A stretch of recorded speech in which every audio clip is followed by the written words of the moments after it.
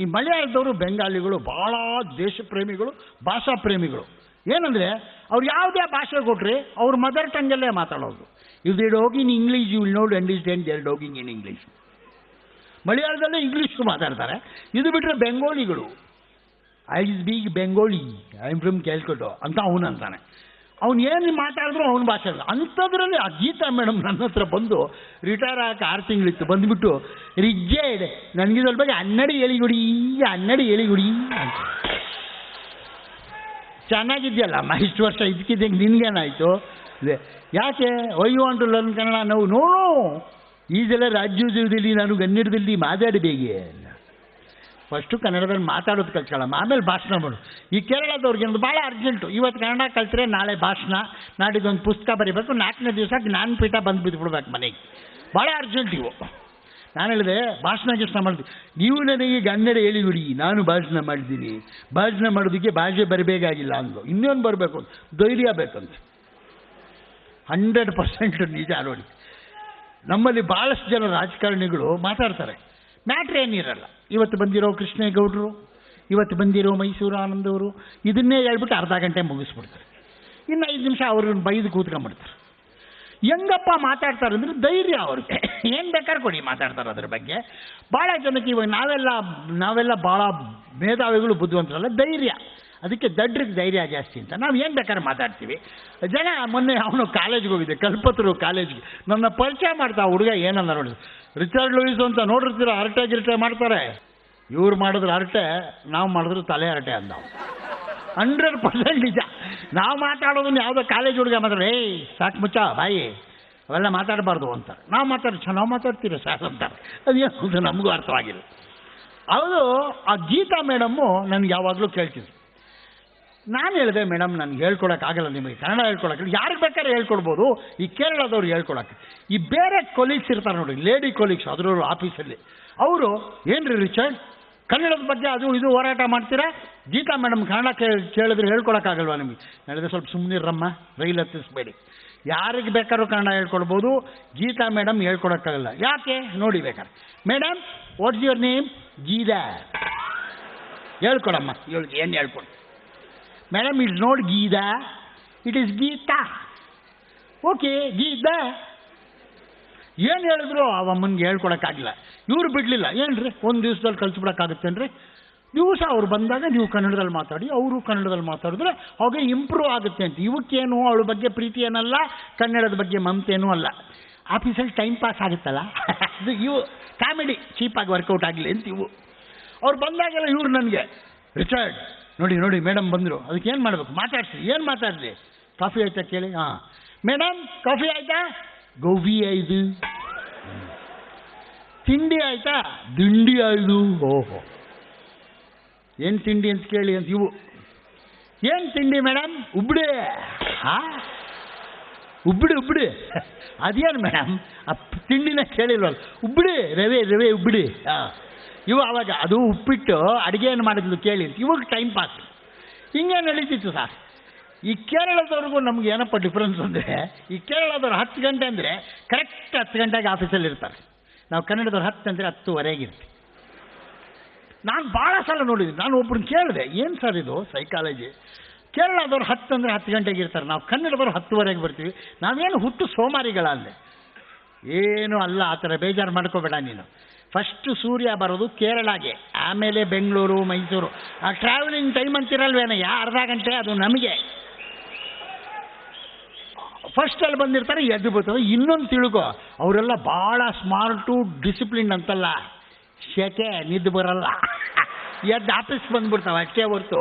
ಫ್ಯಾನೆಲ್ಲ ಇರುತ್ತಲ್ಲ, ಒಬ್ಬೊಬ್ರಿಗೊಂದು ಫ್ಯಾನು, ಮನೇಲಿ ಎಲ್ಲರಿಗೂ ಸೇರಿ ಒಂದೇ ಫ್ಯಾನ್ ಇರುತ್ತೆ, ಅದಕ್ಕೆ ಬಂದು ಕೂತ್ಕೊಂಡ್ಬಿಡ್ತವೆ ಅಂತಂದರು. ಆಮೇಲೆ ಗೊತ್ತಾಯಿತು, ಓಹೋ ಈ ಥರದ್ದು ಕಾರಣಗಳು ಇರ್ತವೆ. ಸರಿ, ಯಾವತ್ತೂ ಆ ಮೇಡಮ್ ಲೇಟಾಗಿ ಬಂದಿದ್ದು ನಾನು ನೋಡಿಲ್ಲ ಇಡೀ ಸರ್ವೀಸಲ್ಲಿ. ಮೊನ್ನೆ ರಿಟೈರ್ ಆಗಕ್ಕೆ ಒಂದು 10 ದಿವಸ ಹಿಂದೆ ನಾನು ಬೇಗ ಹೋಗ್ಬಿಟ್ಟಿದ್ದೆ. ಮೇಡಮ್ ಲೇಟಾಗಿ ಬಂದು, ಇವರು ಕೂತವರು, ಮೇಡಮ್ ಲೇಟಾಗಿ ಬಂದರು, ಯಾಕೆ ಅಂತ ಕೇಳಿ ಅಂತ. ಅಯ್ಯೋ ಹೋಗ್ಲಿ ಬಿಡ್ರಿ, ನಮಗೇನು ಆಫೀಸರೇ ಕೇಳಲ್ಲ ಅಂತ. ಇಲ್ಲ ನೀವು ಕೇಳಿ. ಮೇಡಮ್ ಬಂದರು, ಏನು ಮೇಡಮ್ ಲೇಟು ಅಂದ್ಬಿಟ್ಟೆ. ಅವಮ್ಮ ಏನು ಅನ್ಬೇಕು, ಏನು ಮಾಡಿದ್ರು ಇಜ್ಜೆ ಮಲಗಬೇಕಾದ್ರೆ 1 ಗಂಡ, ಹೇಳ್ಬೇಕಾದ್ರೆ 2 ಗಂಡ ಆಗೋಯ್ದು ಅಂತ ಸೈಲೆಂಟ್ ಆಗ್ಬಿಟ್ಟೆ ನಾನು. ಅವಮ್ಮ ಹೇಳ್ಬೇಕಾದ್ರೆ ಪಾಪ ಅದೇ ಮಲಗಬೇಕಾದ್ರೆ 1 ಗಂಟೆ, ಹೇಳ್ಬೇಕಾದ್ರೆ 8 ಗಂಟೆ ಲೇಟ್ ಆಗೋಯ್ತು ಅಂತ ಹೇಳಬೇಕಿತ್ತು. ಆ ಮಲಯಾಳಿ ಸ್ಟೈಲಲ್ಲಿ ಒದರ್ಬಿಟ್ರು ಪಾಪ. ಮಲಗಬೇಕಾದ್ರೆ 1 ಗಂಡ, ಹೇಳ್ಬೇಕಾದ್ರೆ 2 ಗಂಡ ಆಗೋಯ್ತು ಅಂತ. ಆವಮ್ಮ ಹಂಗೆ ಹೇಳಿದ್ರೆ ಪರವಾಗಿಲ್ಲ ಬಿಡ್ರಿ, ಈ ಜೊತೆಗಿರವಲ್ಲ ಇವು ನಮಗೂ ಸ್ವಲ್ಪ ಹೇಳ್ಕೊಡೆ, ಅದು ಹೆಂಗೆ 8 ಗಂಟೆ ಮಾಡೋದು, ಒಬ್ಬನ ಸಾರ್ಸಕ್ಕೆ ಒಬ್ಬನ ಗುಡ್ಸಕ್ಕೆ ಹಾಕೋಣ ಅಂತ ಇವು. ನೋಡಿ, ಭಾಷೆ ಅನ್ನೋದು ಬೇರೆಯವರು ಮಾತಾಡಿದಾಗ ಎಷ್ಟೆಲ್ಲ ನಗು ಕ್ರಿಯೇಟ್ ಮಾಡುತ್ತೆ. ಅದೇ ನಾನು ನನ್ನ ಫ್ರೆಂಡ್ ಒಬ್ಬ ನಾನು ಸಲೀಮ್ ಅಂತ, ಅವನಿಗೆ ಕನ್ನಡದ ಬಗ್ಗೆ ಭಾಳ ಇಷ್ಟ. ಬಟ್ ಏನು ಮಾಡ್ತೀರಾ, ನಮ್ಮ ಬೆಂಗಳೂರು ಕಡೆ ಸಾಬ್ರು ಮಾತಾಡೋ ಕನ್ನಡ ಅವ್ನು ಮಾತಾಡಿದ ತಕ್ಷಣ ಗೊತ್ತಾಗ್ಬಿಡುತ್ತೆ ಅವನು ಯಾರು ಅಂತ. ನಮ್ದಿಗೆ ಹೋಗಿಬಿಡಿ, ನಗೆ ಹಬ್ಬಗೆ ಕೇಳಿಬಿಡಿ, ತುಂಬ ನಗ್ಬಿಡಿ ಬಂದ್ಬಿಡಿ ಹಬ್ಬ ಅಂತಾನೆ ಅವನು. ಏನು ಮಾತಾಡಿದ್ರು ಇಲ್ಲ ಅಂತಾನೆ. ರಿಚರ್ಡ್ ಮೈಸೂರಿಗೆ ಇಲ್ಲ ಇದೆಯಲ್ಲ, ಮೈಸೂರಿಗೆ ಇಲ್ಲ ಅಂದರೆ ಹಾಗೆ ಇಲ್ಲಣ್ಣ, ಈಗ ಮೈಸೂರಿಗೆ ಹೋಗ್ತೀಯಾ? ಇಲ್ಲ ಹೋಗ್ತೀನಲ್ಲ, ಇಲ್ಲ ಅಂತ ಯಾಕೆ ಅನ್ಲೇನು, ಅವನು ಇಲ್ಲ ಅಂದರೆ ಮಾತಾಡಲ್ಲ ಅವನು. ನಾನು ಅವ್ನು ಕೇಳಿದೆ, ಯಾಕೋ ಮಾತಾಡಿದ್ರೆ ಇಲ್ಲ ಇಲ್ಲ ಅಂತ. ಹಾಗೆ ಇಲ್ಲ ಬಾ, ನಮ್ಮದು ಭಾಷೆ ಇದೆ ಇಲ್ಲ. ಆಯ್ತು ಬಿಟ್ಟೆ, ನಾನು ಏನು ಮಾಡೋಕ್ಕೆ ಬಿಟ್ಬಿಡ್ಲಿ, ಏನಾರು ಮಾಡಲಿ. ಅವನೇನು ಮಾಡೋನು, ಅವನೊಂದು ಶಾಯರಿ ಕಲ್ತ್ಬಿಟ್ಟಿದ್ದ ಅವ್ರ ಅಪ್ಪನ ಕಾಲದ್ದು. ಅವ್ನು ಯಾವಾಗ ಸಲೀಮ್ ಸಿಕ್ಕಿದ್ರು ಕ್ಯಾರೇ ಸಲೀಮ್ ಅಂದ್ಬಿಟ್ರೆ ಸಾಕು. ತಕ್ದೀರ್ ಅಚ್ಚಾ ಹೇ ಕಿಸ್ಮತ್ ನಹಿ ಕುಲ್ತಿ ಅನ್ನೋ, ನಮ್ಗೆ ಉರ್ದು ಬರಲ್ಲ, ಅದನ್ನು ಅವನೇ ಅರ್ಥ ಹೇಳ್ಬೇಕು. ತಕ್ದೀರ್ ಅಚ್ಚಾ ಹೇ ಕಿಸ್ಮತ್ ನಹಿ ಕುಲ್ತಿ, ತಾಜ್ ಮಹಲ್ ಬನಾನಾ ಚಾಹತಾ ಹೂँ, ಮಮತಾಜ್ ನಹಿ ಮಿಲ್ತಿ, ಮಮತಾಜ್ ನಹಿ ಮಿಲ್ತಿ. ಇದರೊಳಗೆ ಭಾಳ ಕಾಮಿಡಿ ಐತೆ ಅಣ್ಣ ಅಂತ ಹೇಳೋರು. ಆಯ್ತು ಬಿಡಪ್ಪ ಅಂತ. ಏನು ಮಾಡಿದ, ಈ ಮಮತಾಜ್ ನಹಿ ಮಿಲ್ತಿ ಅಂತಿದ್ದಲ್ಲ, ನಾನು ಅವ್ರ ತಾಯಿಗೆ ಒಂದು ಸಲ ಹೇಳ್ಬಿಟ್ಟೆ, ಅಮ್ಮ ಇವ್ನಿಗೇನಾದ್ರು ಬೇಗ ಮದುವೆ ಮಾಡಿಸ್ಬಿಡಿ, ಇವ್ನು ಯಾವಾಗ ನೋಡಿದ್ರು ಮಮತಾಜ್ ನಹಿ ಮಿಲ್ತಿ ಅಂತಾನೆ. ಅವ್ರ ಅಮ್ಮ ಏನು ಮಾಡಿದ್ರು ಸರ್, ಈ ಮದುವೆ ಮಾಡಬೇಕಾದ್ರೆ ನೋಡಿ ಲೆವೆಲ್ ನೋಡ್ಕೊಂಡು ಕಟ್ಕೋಬೇಕು ನಾವು. ಯಾವುದೇ ಕಟ್ಕೋಬೇಕಾದ್ರೂ ನಮ್ಮದು ಸೋಷಿಯಲ್ಲು, ಎಕನಾಮಿಕಲ್ಲು, ಆಮೇಲೆ ಸೈಜು ನೋಡ್ಕೋಬೇಕು. ಅವಳು ನನ್ನ ಹೆಂಡತಿ ಥರ ಕಾಣ್ಬೇಕು, ನಮ್ಮ ಅಮ್ಮನ ಥರ ಕಾಣಬಾರ್ದು, ನನ್ನ ಮಗಳ ಥರನೂ ಕಾಣಿಸ್ಬಾರ್ದು. ಇವ್ರೇನು ಮಾಡಿಬಿಟ್ರು, ಅವರಮ್ಮ ಭಟ್ಕಲ್, ಮಂಗಳೂರು ದಾಟಿ ಭಟ್ಕಲ್, ಅಲ್ಲಿಂದ ಹೆಣ್ಣು ತಂದುಬಿಟ್ರು. ಯಾಕಂದ್ರೆ ಅವರಮ್ಮ ಅಲ್ಲಿಯವರು. ಈ ಭಟ್ಕಲ್ ಸಾಬ್ರಿಗೂ ಶಿವಾಜಿನಗರ್ ಸಾಬ್ರಿಗೂ ಭಾಳ ಡಿಫ್ರೆನ್ಸು, ಎಕನಾಮಿಕ್ ಇಂಬ್ಯಾಲೆನ್ಸು. ಅವರೆಲ್ಲ ದುಬಾಯಿ, ಮಸ್ಕಟ್ಟು, ದಿರಾಮು, ದಿನಾರು. ಅವರು ನಮ್ಮ ಪಾಪ ಸಲೀಮು ಪಂಚರ್ ಹಾಕೋದು ₹2, ಈ ಥರ ಕಟ್ಕೊಂಬಿಟ್ಟ ಸಾರ್. ಯಾಕೆ ಹೇಳ್ತೀರಾ, ಅದಕ್ಕೆ ಬಡ್ಕೊಳ್ಳೋದು. ನಾನು ನೋಡಿ, ಒಂದು ನಾಯಿ ಸಾಕಬೇಕಾದ್ರೂ ನಾನೊಂದು ಆಲ್ಸೇಷನ್ ಸಾಕಿದ್ರು ಪರವಾಗಿಲ್ಲ, ಹಿಂಗೆ ಹಿಡ್ಕೊಂಡ್ರೆ ನಿಂತ್ಕೊತದೆ. ನಮ್ಮ ಮೈಸೂರು ಆನಂದ ಯಾವ್ದು ಸಾಕಬೇಕು, ಪಾಮೇರಿಯನ್ನೇ ಸಾಕಬೇಕು.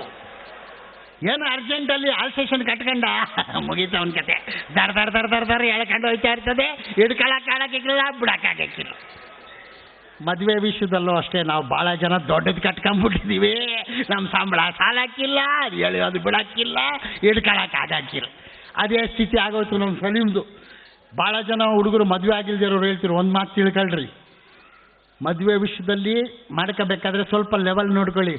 ಮದುವೆ ಯಾಕೆ ಬಿಡಿ ಸರ್, ಒಂದು ಕಾರ್ ತಗೋಬೇಕಾದ್ರು ಶೇಪ್ ಚೆನ್ನಾಗೈತೆ, ಕಲರ್ ಚೆನ್ನಾಗೈತೆ ಅಂತ ತಗೋಬಾರ್ದು. ಮೈಲೇಜ್ ಕೊಡ್ತೈತ ನೋಡಬೇಕು, ಪಾರ್ಕಿಂಗ್ ಜಾಗ ಐತ ನೋಡಬೇಕು. ಇಲ್ದಿರ ಕಟ್ಕೊಂಡ್ಬಿಡ್ತೀರ, ರಿವರ್ಸ್ ಎಳೆಯೋಕ್ಕಾಗಲ್ಲ, ಮುಂದಕ್ಕೆ ಹೋಗೋಕ್ಕಾಗಲ್ಲ. ನಮ್ಮ ಸಲೀಮನ ಸ್ಥಿತಿ ಹಂಗಾಗ್ಬಿಡ್ತು. ಕಟ್ಕೊಂಬಿಟ್ಟ ಭಟ್ಕಲ್ ಹುಡುಗಿನ. ಇವನು ಬೆಳಗಿನ ಸಂಜೆ ಎಲ್ಲ ಸೈಕಲ್ ಹೊಡೆದ್ರು ₹120. ಹೆಂಡ್ತಿಗೆ ಹೋಗಿ ಹೇಳ್ಬಿಟ್ಟ, ₹120 ಅದಕ್ಕೆ ಇನ್ಕಮ್ ಅಂದ. ಅವಳು ಹಿಂಗೆ ನೋಡ್ಬಿಟ್ಟು, ಏನಿದು ಇನ್ಕಮ್ಮ? ನಮ್ಮಪ್ಪ ಟಿಪ್ಸ್ ಕೊಡ್ತಾನೆ ದಿವಸಕ್ಕೆ ₹200. ಗಂಡಸಿನ ಸಂಪಾದನೆ, ಹೆಂಡತಿಯ ರೂಪ, ಇದರ ಬಗ್ಗೆ ಯಾವತ್ತೂ ಯಾರೂ ಮಾತಾಡಬಾರ್ದು, ಭಾಳ ಡೇಂಜರಸ್. ಇವನು ಭಾಳ ಬೇಜಾರು ಮಾಡ್ಕೊಂಬಿಟ್ಟ. ನನ್ನ ಹತ್ರ ಬಂದ, ಏನಪ್ಪ ಮಾಡೋದು ರಿಚರ್ಡ್ ಅಂದ. ಯಾಕೋ ಅಂದೆ, ನಮ್ದುಗೆ ಹೆಂಡತಿ ನಮ್ದುಗೆ ಅವಮಾನ ಮಾಡಿಬಿಡ್ಲಪ್ಪ, ₹120 ಕೊಟ್ಟೆ, ಎಷ್ಟಿದ್ ಬಿಡ್ಲು, ಏನು ಮಾಡೋದು ಈಗ ಅಂದ. ಅದಕ್ಕೇನು ಮಾಡ್ತಂತೆ, ಬಿಟ್ಬಿಡ್ತೀನಿ ಅಂದ. ನನ್ನ ಮಗನೇಲೇ ಹಂಗೆಲ್ಲ ಬಿಟ್ಬಿಡೋಕ್ಕಾಗಕ್ಕಿಲ್ಲ, ಕಟ್ಕೊಂಬಿಟ್ಟಿದ್ಯಾ, ಹೋಗಿ ನಿನ್ನ ಮಾವನಿಗೆ ಹೇಳು, ನೋಡಪ್ಪ ನಿನ್ನ ಮಗಳನ್ನ ಕಟ್ಕೊಂಡಿದ್ದೀನಿ, ಗಾಡಿ ಮೈಲೇಜ್ ಕೊಡ್ತಾ ಇಲ್ಲ, ಪಾರ್ಕಿಂಗ್ ಜಾಗ ಸಾಲ್ತಾ ಇಲ್ಲ, ನಾನು ನಿನ್ನ ಮಗಳನ್ನ ಸಾಕಬೇಕು ಅಂದರೆ ನನ್ನೂ ದುಬೈ ಕರ್ಕೊಂಡು ಹೋಗು ಅಂತ. ಹಂಗೆ ಮಾಡಿದ ಸರ್. ಹೋಗಿ ಕಾಲಿಗೆ ಬಿದ್ದುಬಿಟ್ಟ, ಮೈಲೇಜ್ ಕೊಡ್ತಾ ಇಲ್ಲ ಮಾವ ನಿನ್ನ ಗಾಡಿಯಿಂದ, ಬಂದುಬಿಡು ನೀನು ದುಬೈಗೆ ಅಂತ ಕರ್ಕೊಂಡು ಹೋಗು. ದುಬೈ ಬಿಡಿ, ಇದೇ ಪಂಚರ್ಗೆ ₹12 ಕೊಡ್ತಾರೆ ಅಲ್ಲಿ.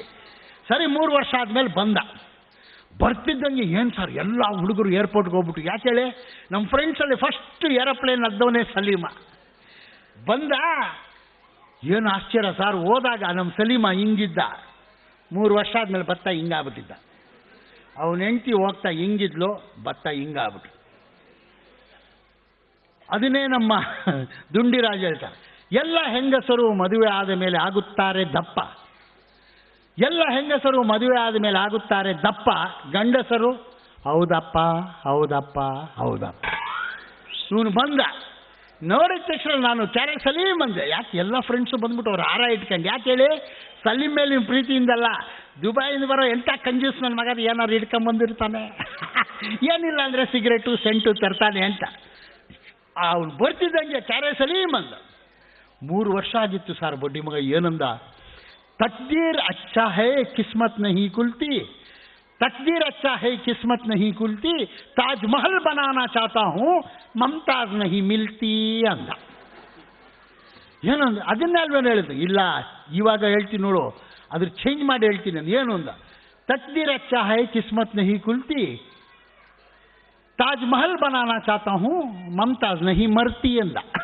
ಇವಳು ಸಾಯ್ದೆ ಎಲ್ಲಿ ತಾಜ್ ಮಹಲ್ ಕಟ್ಟೋದು ಅಂದ. ನೋಡ್ರಿ, ಒಂದು ವರ್ಡು ಎಷ್ಟೊಂದು ಡಿಫ್ರೆನ್ಸ್ ಮಾಡಿಬಿಡ್ತು. ಅದೇ ಶಾಯರಿಯ ಗುಣ. ನಮ್ಮ ಚಂಪ ಅವರು ಒಂದು ಚೆನ್ನಾಗಿ ಹೇಳ್ತಾರೆ, ಈ ದಾವಣಗೆರೆ ದಾಟ್ತಿದ್ದಂಗೆ ಜನ ಉಗಿಯೋದು ಜಾಸ್ತಿ, ನಿಮಗೆಲ್ಲ ಪಿಚಕ್ ಅಂತ ಬಾಯಿಗೆ ಹಾಕೊಂಡಿರ್ತಾರೆ ಎಳೆಡಿಕೆ. ನಿಮ್ಮನ್ನಲ್ಲಿ ರಿಚರ್ಡು ಯಾವಾಗ ಬಂದ್ರಿ ಅಂತಾನೆ. ಅವ್ನು ನಮಗೆ ಉಗಿದ್ನೋ ವೆಲ್ಕಮ್ ಮಾಡಿದ್ನೋ ಗೊತ್ತು, ಯಾವಾಗ ಬಾಯಿ ಇಟ್ಕೊಂಡು ಅಂತಿರ್ತಾನೆ. ಅದಕ್ಕೆ ಚಂಪ ಅವ್ರು ಭಾಳ ಚೆನ್ನಾಗಿ, ನಾ ದಾರಿಯಾಗಿ ಹೊಂಟಿದ್ದೆ, ಮೇಲಿಂದ ಯಾರೋ ಉಗಿದ್ರು. ನಾ ದಾರಿಯಾಗಿ ಹೊಂಟಿದ್ದೆ, ಮೇಲಿಂದ ಯಾರೋ ಉಗುಳಿದ್ರು. ರೀ ಸ್ವಾಮಿ ನೋಡ್ಕೊಂಡು ಉಗುಳ್ರಿ ಅಂದೆ. ನೋಡಿದ್ರು ಮತ್ತು ಉಗುಳಿದ್ರು.